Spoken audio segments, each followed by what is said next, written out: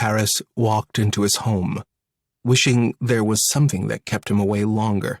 At least then, Justina would have already retired to her own suite for the evening, and he wouldn't have the stress of trying to communicate with someone who was unhappy. But she was there to greet him as he entered the home. "Hello, my mate." He nodded his greeting and moved past her to his den. "Would you like me to wash your scales?" He paused, and then nodded. He went into his closet, removed his clothing, and secured his weapons. When he turned, she had already removed her clothing and was nude. He appreciated the delicate perfection of her body, pale skin and soft hair which swept as far as the back of her thighs. She moved to climb the stones high enough so she could reach his back.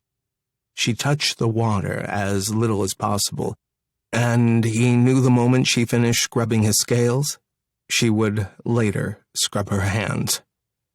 She only saw his pool in the same light she saw a septic tank.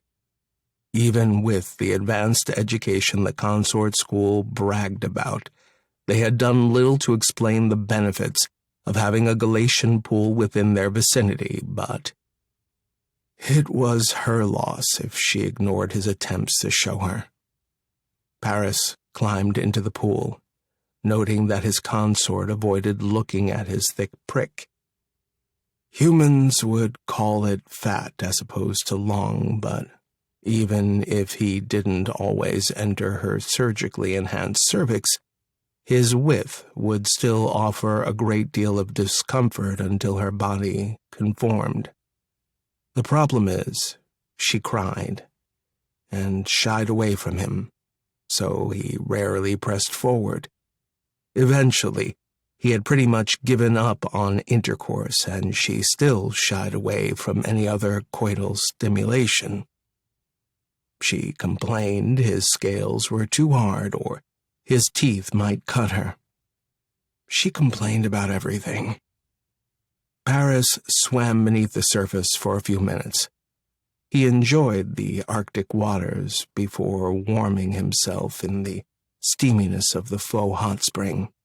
Finally, he moved to where she waited with a brush and the jar filled with the botanicals of his homeworld encased in Earth's beeswax.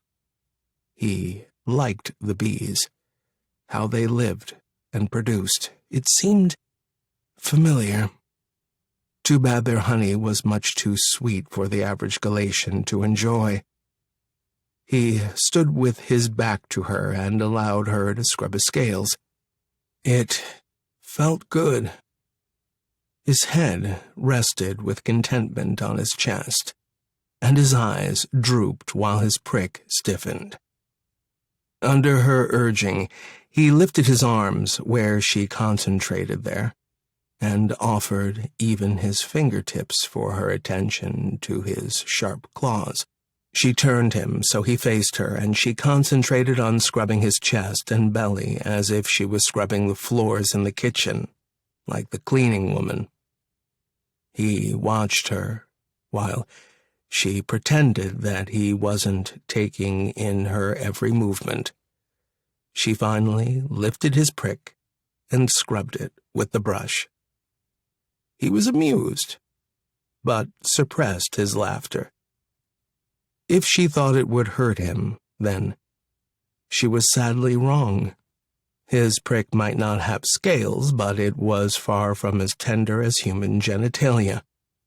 He turned, slipping his hard prick from her grasp, and then turned his back to her again. This time he lifted his tail and offered her his asshole. After a moment's hesitation, she began to scrub that.